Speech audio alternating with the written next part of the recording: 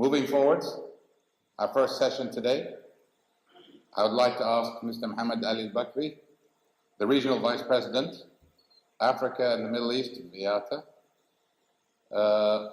Mr. Bakri is a Saudi national and an aviation veteran. Since the beginning of his career, Al-Bakri has served as an Executive Vice President for Strategic Projects and Transformation of Saudi Arabian Airlines. Al-Bakri succeeded Hussein Dabbas, who led IATA in the region in 2012 till June 2016. Mr. Al-Bakri.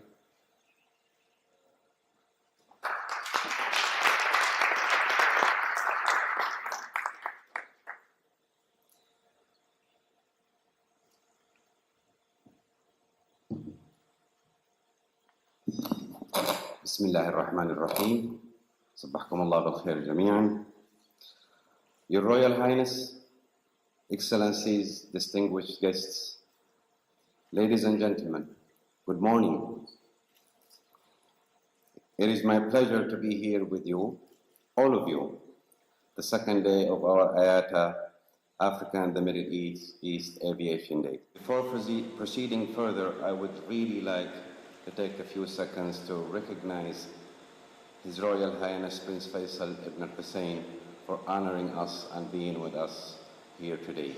Thank you very much, Your Highness. Your presence means a lot to us. It means a lot to IATA and its members and its partners. We appreciate you being here with us.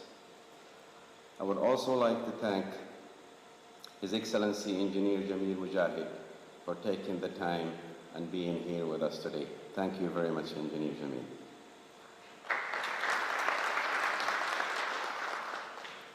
Her Excellency Alina Annab, Minister of Tourism and Antiquities of Jordan, thank you for being here and thank you for a wonderful speech that you've given us this morning.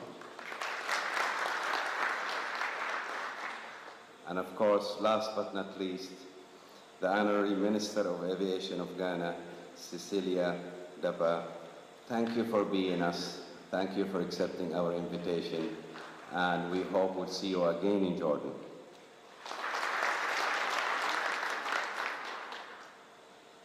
I would also like to thank Mr. Stefan Pichler, the CEO of Royal Jordanian, our host airline, for this event.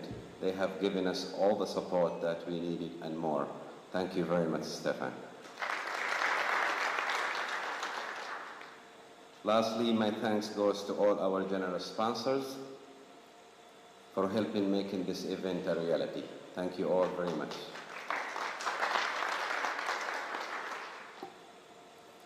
It's great to see such broad gathering of leaders for this event from both Africa and the Middle East. It truly shows the importance of aviation in this region, and rightly so. I would like to start by reminding you of the true values of our industry, the values that our industry brings to the world and its significant impact on the modern global economies. Aviation generates 3.5% of the world GDP, which translates to $2.7 trillion, and supports 62 to 63 million jobs worldwide. In addition, 35% of the world trade by value worth $6.4 trillion is transported by air annually. Aviation is essential for tourism as well. Approximately half of the world 1.2 billion tourists traveled by air in 2016. In many developing countries, tourism is one of the main sources of foreign currency, which can go a long way in improving the economy. Aviation is the beating heart of the Middle East, supporting 2.4 million jobs and $157 billion in economic activity. It is the lifeblood of Africa, supporting 6.8 million jobs and 73 billion in GDP. These numbers themselves are impressive, but more important, are the many real-life examples of how aviation enriches lives across Africa and the Middle East. Every plane that carries enormous possibilities with it.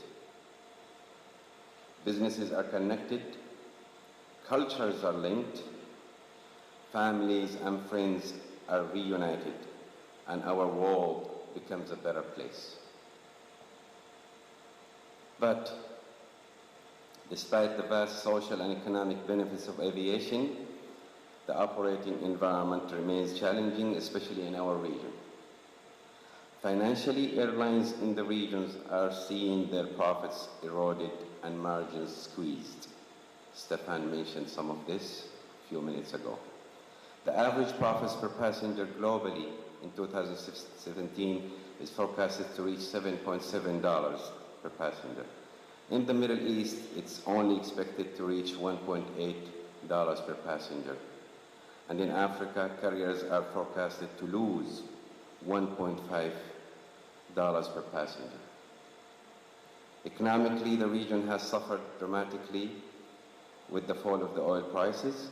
While our members should be benefiting from lower oil prices, they are suffering from the region's oil-producing nations try to recoup the revenue losses through additional taxes and charges.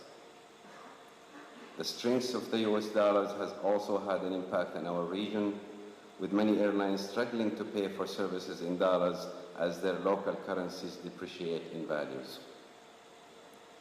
Additionally, pockets of political unrest and diplomatic tensions remain, leading to ongoing economic instability and social tensions in some of the nations. Also in January this year, a number of countries' airports in our regions were faced with disruption following travel restrictions implemented by the US administration of President Trump. And in March, early this year, our region faced more disruption as a result of abrupt US portable electronic ban. Global geopolitical issues are out of our direct control, but there remains a host of other pressing regional concerns that and must be addressed by governments and industry stakeholders to support aviation.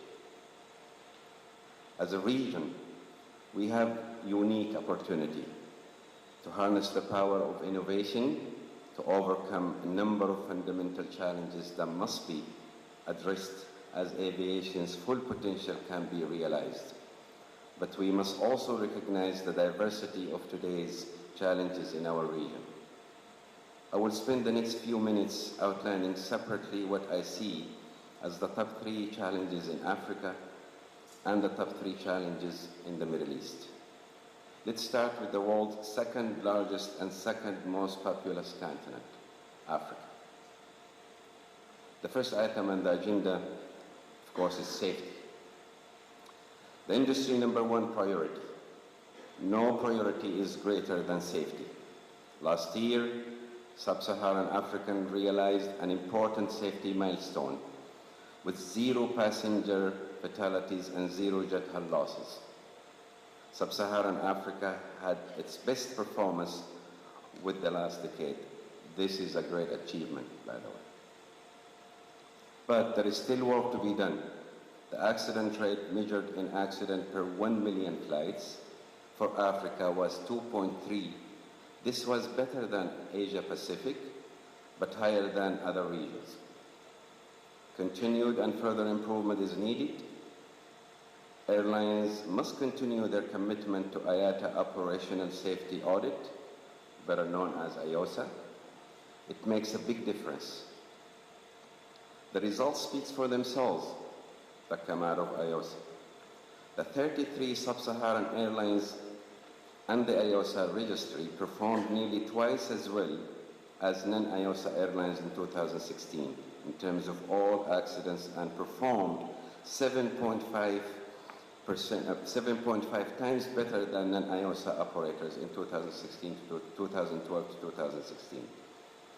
More governments need to recognize this and help maintain this strong safety momentum in Africa by making IOSA as part of their airline certification process. In parallel, African governments must continue to raise their level of adherence to the global standard of the International Civil Aviation Organizations, ICAO, and accelerate the implementation of ICAO safety-related standards and recommended practices, SARBs. As of year-end 2016, only 22 African countries has implemented at least 60% SARBs. More work needs to be done in this regard. The second challenge for Africa is intra-Africa connectivity. Africa economic development needs to be supported by connectivity. People need to meet in order to do business. Products need to be shipped to buyers. Remote locations need access to global markets. The value of intra-Africa connectivity cannot be stressed enough. It is valuable in promoting and supporting the continent's growth. Africa has a visionary framework for enhancing connectivity across the continent in the Yamoussoukro Declaration. However, progress has been slow. But I believe that imminent launch of the Single Africa Air Transport Market, is AATM, by Africa Union is a cause of hope. Through the SATM, Africa has the potential for remarkable transformation, but it is up to the industry and governments to fully embrace the project and unlock the full benefits of aviation for Africa. We have seen too many lost opportunities from unconnected continent. These are not just inconvenient travel schedules. Far bigger are the opportunity cost to economies of the continent's 54 nations and the regions as a whole. Trade and tourism have hindered investments, losses, and the true value of aviation and all its benefits eroded. Inter-Africa interconnectivity is a must for the continent to continue to grow. To quantify, an IATA study revealed that 12 key markets across Africa opened their skies, an extra 100,000, 55,000 jobs, and 1.3 billion in annual GDP would be created, and a potential 5 million extra passengers a year would have the chance to travel. The logic for opening Africa's skies is certain. We commend the 22 states that have signed up to the full implementation of the Yamoussoukro Declaration, and we urge other states to follow suit for their benefits and overall benefits of Africa. The last challenge for Africa, blocked funds, is the final agenda for this section. Carriers are facing currency repatriation problems in 9 African countries. Many of these countries are undergoing significant economic challenges, particularly with the fall of oil revenues, but blocking airlines' funds is not the answer. If airlines are not able to recover revenues, which are essential to covering their costs, they are unable to provide the vital connectivity they meant to do. Aviation is an economic enabler and generates considerable economics benefits, something that struggling economies needs most than ever. It is everybody's interest to ensure that airlines are paid on time, at fair exchange rates, and in full. IATA is committed to working closely with governments where currency is blocked to find practical solutions to release blocked funds in line with global standards and bilateral treaties obligations.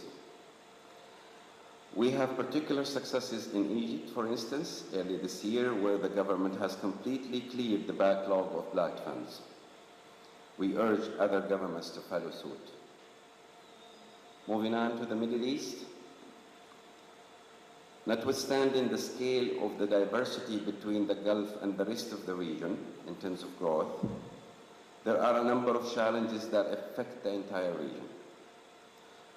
Let's take a look at infrastructure, which is the top on the list. Air traffic management is an issue of pressing concern. Capacity has not kept up pace with the growth and demand. This is causing significant delays, and latest diplomatic row in the GCC has further exacerbated the problem. The Air Transport Action Group, ATAG, found that the average flight delay in the region due to air traffic control capacity and staffing issues is currently 29 minutes. That's the delay, the average delay. Without action, by 2025, these delays will increase to 59 minutes, an hour of delays for flights. We need to see improved airspace design and organization, the implementation of performance-based navigations, increased access to flexibility airspace, and better utilization of new technology to match aircraft capabilities across the region. But new technologies can only go so far. Ultimately, cooperation between states to achieve change is paramount.